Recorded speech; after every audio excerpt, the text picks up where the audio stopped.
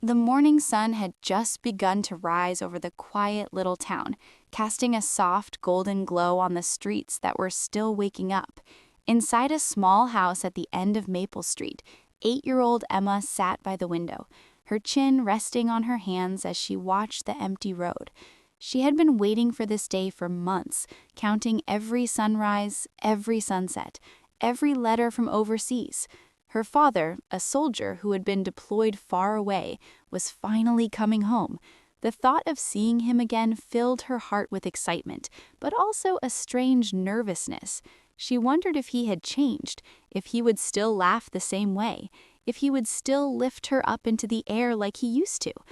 Across town, Emma's mother stood in the kitchen, trying to keep herself busy. She stirred the soup on the stove, wiped the same countertop again and again, and glanced at the clock every few minutes. The house had felt too quiet without him. There had been nights when fear crept in, nights when the news showed images of distant battles and her heart trembled. Yet today was different. Today, hope filled every corner of the home. On the dining table, she had placed a small welcome sign Emma had made with bright crayons. "Welcome home, Dad." Meanwhile, at the local airport, families had begun to gather near the arrival gate. Some held balloons, others carried flowers, and many simply held on to hope. There were mothers waiting for sons, wives waiting for husbands, and children clutching small flags. Every face carried the same mixture of anticipation and emotion. For months, these families had lived with uncertainty.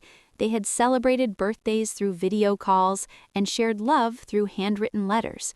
Now, in just a few moments, the distance and silence would finally end. The loudspeaker crackled softly, announcing the arrival of the military flight. Instantly, the room filled with quiet gasps and nervous smiles. Emma's mother squeezed her daughter's hand tightly. Emma's heart pounded in her chest as the doors slowly opened. One by one, soldiers began to walk through the gate, dressed in uniform, carrying heavy bags and even heavier stories from the places they had served. Some families spotted their loved ones immediately. A young boy suddenly shouted, "Dad!" and ran across the floor, wrapping his arms around a tall soldier who dropped his bag and knelt to hug him tightly. Nearby, a woman burst into tears the moment she saw her husband, covering her mouth in disbelief before rushing forward. These reunions were not just greetings, they were the release of months of fear, longing, and love. Emma searched every face anxiously. For a moment, she felt worried, wondering if she had somehow missed him. Then, through the crowd of uniforms, she saw a familiar smile. Her father stood there, looking a little thinner and more tired than she remembered, but his eyes were the same warm, gentle eyes that had read her bedtime stories every night before he left. "Daddy!" Emma cried, her voice echoing through the room. Her father's face lit up instantly. He dropped his bag and opened his arms just as Emma ran toward him as fast as her small legs could carry her. When she finally reached him, she jumped into his arms and held on tightly, as if she never wanted to let go again. For a moment, neither of them said a word. The world around them seemed to disappear. Emma's mother walked slowly toward them, tears streaming down her face. When her husband looked up and saw her, his eyes filled with emotion too. They embraced each other in a long, silent hug that said everything words could not. It was the kind of hug that carried months of missing each other, months of worry, and months of love waiting patiently. Around them, similar moments unfolded everywhere. A grandmother kissed her grandson's forehead repeatedly. A wife placed her head on her husband's shoulder, finally able to breathe with relief. Children laughed as soldiers lifted them high into the air.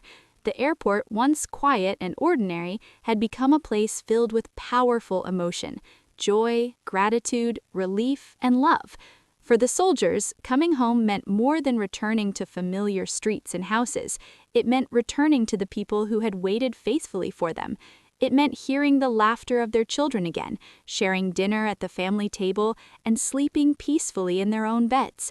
The battlefield had been filled with noise and danger, but home offered warmth and healing. Later that evening, Emma and her parents sat together at the dinner table. The house that once felt empty was now alive with laughter and conversation. Emma told her father every little story she had saved for him, the school play she performed in, the drawing competition she won, and how she had kept his favorite chair clean while he was gone. Her father listened carefully, smiling proudly at her daughter. In that moment, he realized something important. The greatest reward after months of service was not medals or recognition, but simply being home with the people he loved. As the night grew quiet and Emma finally fell asleep on the couch beside him, the soldier gently carried her to her bed. He looked around the house and took a deep breath. After all the hardship, uncertainty, and distance, he was finally where he belonged. Because sometimes the most emotional moments in life are not found in grand celebrations or big achievements, but in the simple, powerful moment when a soldier finally comes home. Heart.